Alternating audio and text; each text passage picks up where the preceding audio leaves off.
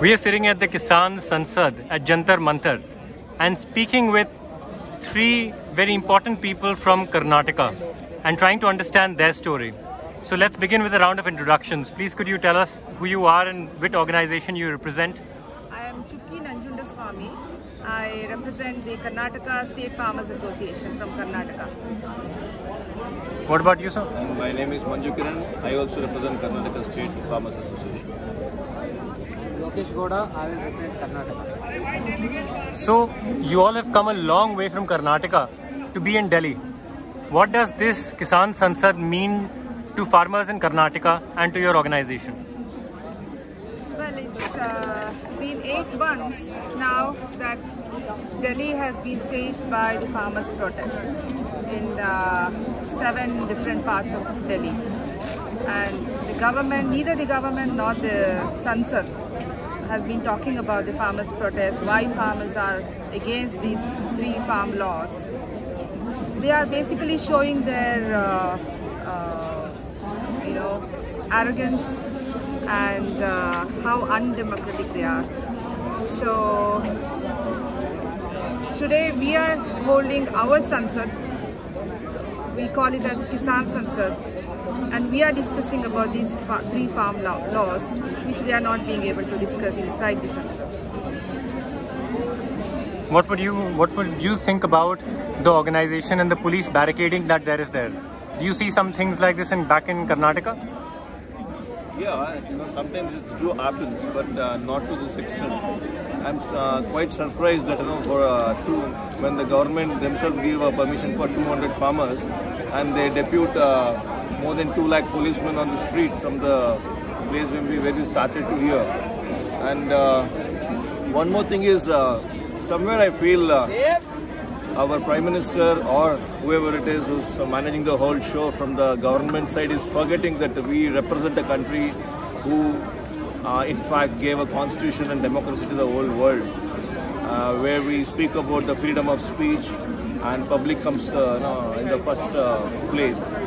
And today this hesitation is happening because for government today it's not the public who is important, it's the capitalist who is important.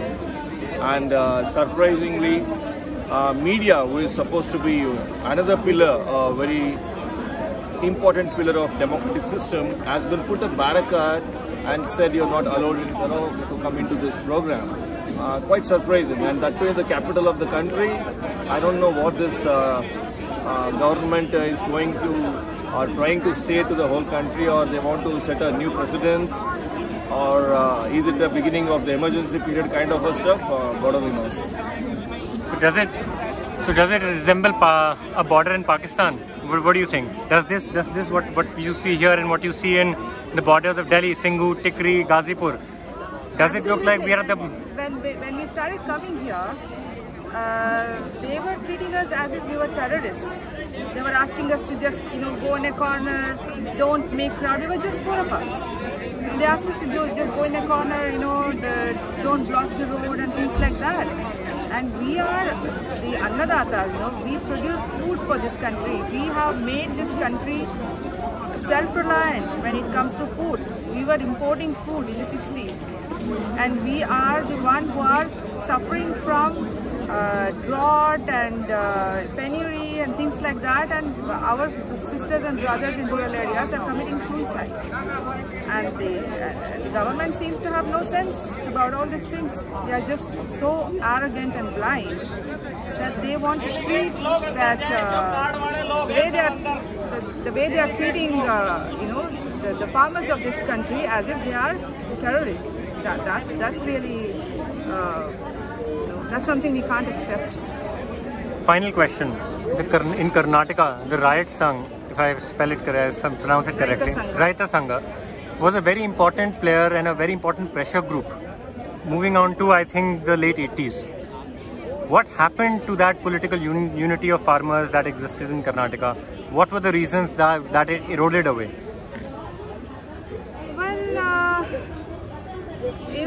that was the situation also at the national level till recently. Most of the farmers' movements we started in the early 80s, say for it in the Uttar Pradesh or in Tamil Nadu or in Karnataka, we started sort of fading away.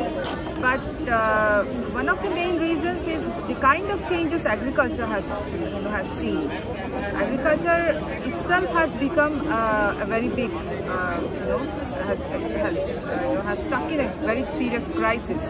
The young people, the new generation is not practicing agriculture. They want to move away from agriculture. So when you don't have young people farming, you can't expect the young generation in farm activism. So this is one of the main reasons. So first of all, we need to fix the problems inside agriculture so that the young people can return to agriculture and get into farm activism. Thank you.